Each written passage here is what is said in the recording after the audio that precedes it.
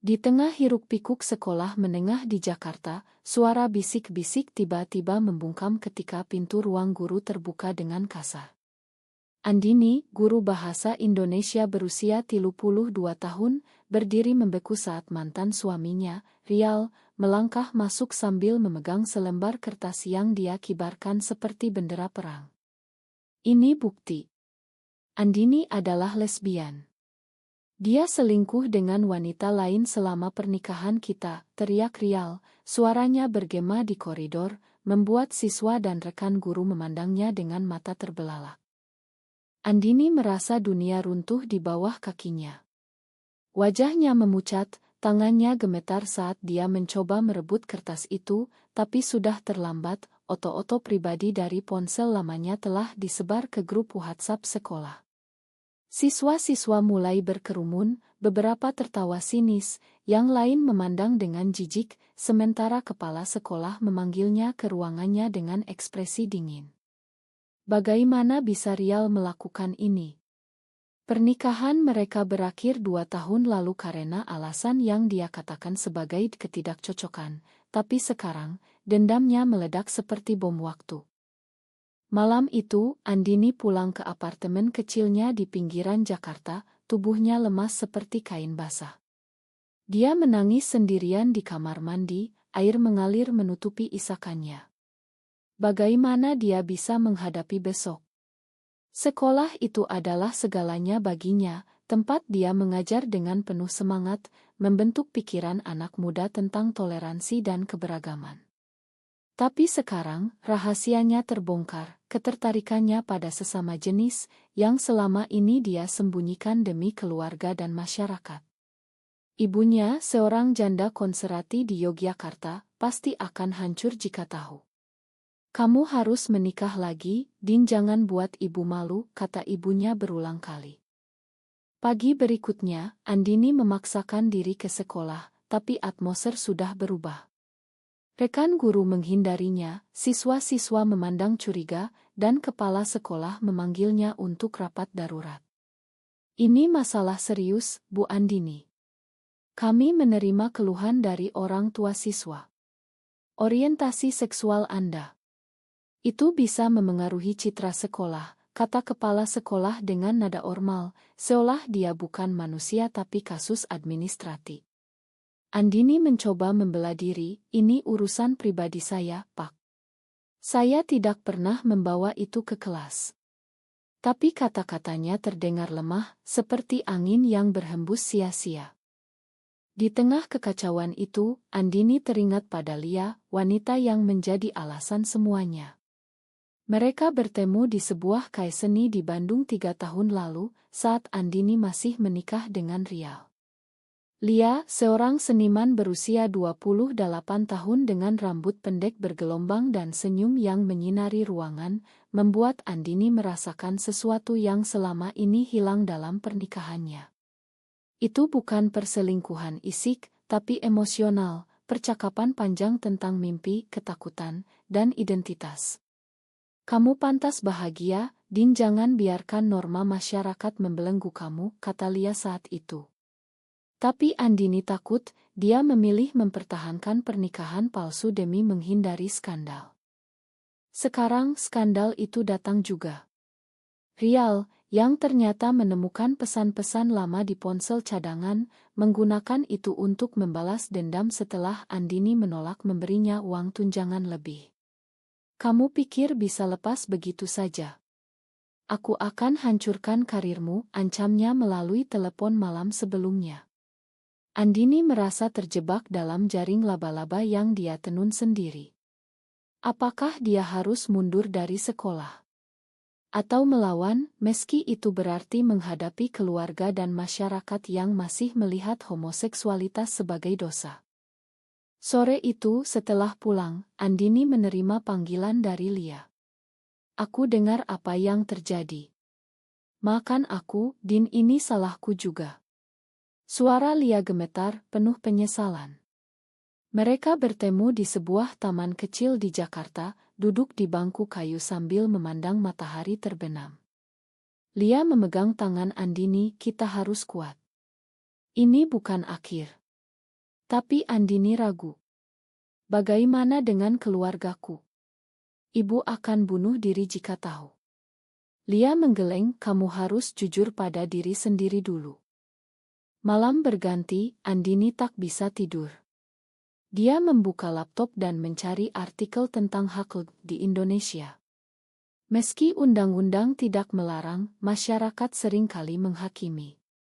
Kasus-kasus diskriminasi di tempat kerja membuatnya takut. Tapi di antara berita buruk, ada cerita inspirasi, wanita-wanita yang bangkit setelah diungkap. Mungkinkah dia seperti mereka? Keesokan harinya, konflik memuncak.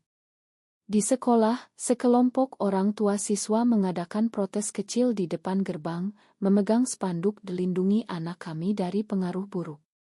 Andini merasa seperti penjahat. Kepala sekolah menyarankan cuti sementara sampai ini reda. Tapi Andini tahu itu bisa jadi akhir karirnya. Di rumah, telepon dari ibunya datang. Ada apa, nak? Kenapa sekolahmu ramai di berita lokal? Andini berbohong, hanya salah paham, Bu. Tapi kebohongan itu semakin menekan dadanya. Lia datang ke apartemen Andini malam itu membawa makanan dan dukungan. Kita bisa pindah ke Bali, mulai baru. Aku punya teman di sana yang menerima kita. Andini tergoda, tapi juga marah. Ini bukan solusi. Aku harus hadapi ini. Mereka berdebat, suara meninggi, tapi akhirnya berpelukan. Itu adalah momen keintiman pertama mereka sejak semuanya meledak. Tapi di luar, badai semakin mendekat. Pagi berikutnya, Andini bangun dengan kepala pusing. Berita tentangnya sudah menyebar ke media sosial lokal dengan hashtag Guru Lesbian Jakarta. Komentar-komentar kejam membanjiri, dia seharusnya dipecat, ini merusak moral anak-anak, meski ada juga yang membela, biarkan dia hidup damai. Andini merasa seperti binatang buruan, dikejar oleh opini publik yang tak kenal ampun. Dia memutuskan untuk bertemu Rial, mantan suaminya, di sebuah kedai kopi netral. Rial datang dengan senyum puas, kau pantas dapat ini. Kau bohongi aku selama bertahun-tahun. Andini menatapnya tajam, kau yang memaksa pernikahan ini. Kau tahu aku tak bahagia. Rial tertawa sinis, itu alasanmu. Kau selingkuh. Debat mereka memanas, Andini hampir menangis, tapi dia tahan. Hentikan ini, Ri. Apa yang kau inginkan? Rial menyeringai, uang. Beri aku 100 juta, dan aku tarik semua postingan. Andini terkejut. Ini pemerasan. Dia pergi dengan amarah membara, tapi juga ketakutan. Apakah dia harus lapor polisi? Tapi bukti apa yang dia punya? Di Indonesia, kasus seperti ini seringkali berakhir dengan korban yang lebih menderita. Dia ceritakan pada Lia, yang marah besar. Kita harus lawan dia. Aku punya teman pengacara. Tapi Andini ragu, ini akan buat semuanya lebih buruk. Keluargaku. Telepon dari ibunya datang lagi, kali ini lebih mendesak. Andini, ada orang dari kampung yang telepon ibu. Katanya kau suka sesama jenis. Apa benar? Suara ibu gemetar, penuh kecewaan. Andini tak bisa bohong lagi. Bu, itu benar. Maafkan aku. Telepon terdiam lama, lalu ibu menangis. Kau bikin ibu malu. Bagaimana dengan saudara-saudaramu? Mereka akan dikucilkan. Andini merasa hancur, tapi juga lega, rahasia itu akhirnya terbuka. Ibunya memutuskan datang ke Jakarta. Saat tiba, wajahnya pucat dan marah. Kau harus berhenti, Din, ini penyakit. Pergi ke psikolog, atau kawin lagi. Andini mencoba jelaskan, ini bukan pilihan, Bu. Ini diriku. Debat mereka berlangsung berjam-jam, ibu mengutip ayat-ayat agama, Andini bicara tentang cinta sejati. Akhirnya, ibu pergi dengan hati terluka. Pikirkan lagi, nak. Jangan hancurkan keluarga. Sementara itu, di sekolah, situasi memburuk. Kepala sekolah memanggil rapat dewan, dan Andini diminta hadir. Di sana, rekan-rekan guru berdebat, sebagian mendukung, dia guru bagus, urusan pribadi jangan campur. Yang lain menentang, orang tua marah, siswa terganggu. Andini bicara dengan suara tegas, saya tak pernah ajarkan hal buruk. Ini diskriminasi.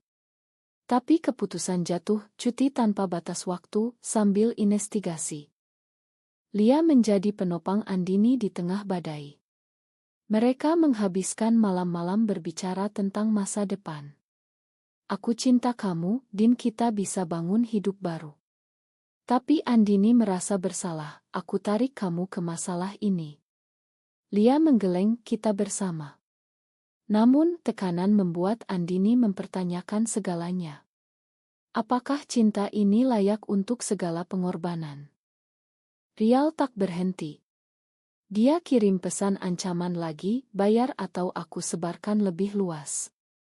Andini akhirnya setuju bertemu lagi, tapi kali ini diam-diam rekam percakapan. Ini bukti pemerasan, pikirnya. Pertemuan berlangsung tegang, Rial minta uang tunai. Andini pura-pura setuju, tapi sebenarnya rencanakan lapor polisi. Di rumah, ibu kembali menelepon, ibu sudah cerita ke saudara. Mereka marah besar. Kau harus pulang dan minta maaf. Andini menolak, aku tak salah, Bu. Ini memicu pertengkaran besar, ibu bilang kau bukan anak ibu lagi. Andini menangis, merasa kehilangan keluarga. Lia mengusulkan pindah, tapi Andini ingin bertahan. Aku harus lawan ini. Mereka rencanakan strategi, hubungi akti di Jakarta. Seorang teman Lia, seorang advokat bernama Maya, setuju bantu. Banyak kasus seperti ini. Kita bisa tuntut Rial atas pencemaran nama baik. Hari-hari berikutnya penuh ketegangan. Andini bertemu Maya, yang ceritakan cerita serupa. Kau bukan saja. Masyarakat berubah pelan-pelan. Ini beri harapan, tapi juga ingatkan risiko. Sementara itu, sekolah mulai investigasi, wawancara siswa. Beberapa siswa bela Andini, Bu Andini guru terbaik. Tapi puncak datang saat Rial sebarkan ide lama Andini dan Lia. Media lokal ambil berita, Andini jadi sorotan. Dia merasa hancur, tapi juga marah. Cukup, katanya pada Lia. Mereka putuskan lapor polisi. Proses lapor polisi berjalan lambat dan melelahkan. Andini duduk di kantor polisi Jakarta, menceritakan semuanya sambil menunjukkan rekaman. Petugas mendengarkan dengan wajah netral, ini kasus cyberbullying dan pemerasan. Kami selidiki. Tapi Andini tahu, di Indonesia, kasus melibatkan sering kali rumit karena bias sosial. Maya, advokatnya, mendampingi, jangan khawatir, bukti kuat. Kembali ke rumah, Andini dapat kabar buruk, sekolah resmi skorsing dia.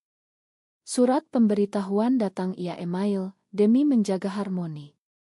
Andini marah, ini tidak adil. Lia peluk dia, kita tuntut sekolah juga atas diskriminasi. Tapi Andini lelah, apa gunanya? Masyarakat tak siap. Ibunya datang lagi ke Jakarta, kali ini dengan saudara laki-lakinya, Paman Budi. Mereka duduk di ruang tamu, Paman Budi bicara tegas, kau harus berubah, Din, ini demi keluarga. Andini balas, ini bukan penyakit, Pam. Ini identitasku. Debat memanas, ibu menangis, ibu tak mau kehilanganmu. Akhirnya, mereka pergi dengan hubungan retak. Lia dan Andini semakin dekat di tengah krisis. Mereka habiskan waktu di apartemen, merencanakan masa depan. Mungkin aku buka les priat, kata Andini. Lia dukung, aku bantu dengan seniku. Tapi tekanan luar membuat Lia ragu. Apa jika aku mundur, semuanya reda? Andini marah, jangan. Ini ujian kita. Investigasi polisi berlanjut. Rial dipanggil, dia bantah, itu kebenaran. Tapi rekaman jadi bukti kuat. Media mulai sorot kasus ini sebagai isu hak manusia. Beberapa aktivis dukung Andini adakan petisi online. Hashtag dukungan Dini trending, meski ada juga tolak. Di tengah itu, Andini dapat surat misterius. Amplop putih tanpa pengirim, di dalamnya cek senilai Rp5 miliar, setara 250.000. Surat pendek untuk Andini dari seseorang yang mengerti perjuanganmu. Gunakan untuk mulai baru. Andini terkejut, siapa ini? Lia curiga, mungkin jebakan. Mereka telusuri, tapi tak ada petunjuk. Andini ragu terima, ini terlalu bagus. Maya sarankan cek legalitas, mungkin donasi anonim dari komunitas kaya. Andini pikirkan, uang itu bisa bayar pengacara, mulai bisnis, atau bahkan bantu orang lain. Tapi surat itu ubah segalanya. Rial dengar kabar, entah bagaimana, dia hubungi Andini, bagikan uang itu padaku atau aku sebarkan lebih banyak. Andini tolak, kau sudah keterlaluan. Ini buat Andini lebih tegas lapor polisi lagi. Ibunya tahu tentang surat dari gosip keluarga. Ambil uang itu, Din pulang dan kawin lagi. Andini jelaskan, ini kesempatan untuk mandiri, Bu. Debat lagi, tapi ibu mulai luluh, ibu tak paham, tapi ibu sayang kamu. Sekolah hubungi Andini, kami tinjau ulang skorsing karena dukungan publik. Andini senang, tapi juga waspada. Lia usul, gunakan uang untuk yayasan LUD. Andini setuju, ini bisa jadi turning point. Tapi konflik internal muncul. Andini mimpi buruk tentang masa lalu, pernikahan paksa dengan Rial, tekanan ayah almarhum untuk normal. Dia bangun menangis, Lia hibur, kau kuat. Andini akui, aku takut kehilangan semuanya. Rial ditangkap atas pemerasan. Berita meledak, Andini jadi simbol perjuangan. Tapi ini buat dia lebih terpapar. Orang asing hubungi, ada dukungan, ada ancaman. Lia khawatir, kita harus hati-hati. Dengan uang itu, Andini bayar pengacara, tuntut sekolah. Proses sidang dimulai, saksi-saksi bicara. Rekan guru bela, dia profesional. Orang tua siswa bagi, sebagian tolak, sebagian dukung. Di rumah, ibu datang lagi, kali ini sendirian. Ibu baca artikel tentang LUD. Mungkin ibu salah. Andini peluk ibu, terima kasih, Bu. Ini momen rekonsiliasi, meski rapuh. Sidang berlangsung tegang. Di pengadilan Jakarta, Andini duduk di bangku saksi, menceritakan kisahnya dengan suara mantap. Saya diskriminasi karena orientasi seksual. Pengacara sekolah bantah, ini demi siswa. Tapi bukti dukungan publik kuat. Media liput, opini terbagi. Rial di sidang terpisah, dia akui salah tapi beralasan dendam. Hakim vonis dia penjara ringan dan denda. Andini merasa menang tapi juga kasihan. Dia korban norma juga. Dengan uang misterius, Andini mulai yayasan kecil untuk dukung di pendidikan. Lia bantu desain program seni terapi. Ini legacy kita, kata Lia. Andini setuju, tapi ragu sumber uang. Mereka telusuri, ternyata dari almarhum ayah Lia, yang tahu rahasia Andini dari Lia sebelum meninggal. Ayah ingin aku bahagia, kata Lia menangis. Penemuan itu ubah hubungan mereka. Andini merasa berhutang, ini terlalu besar. Lia balas, ini untuk kita. Mereka semakin dekat, rencanakan hidup bersama. Ibunya mulai terima. Ibu jumpa Lia.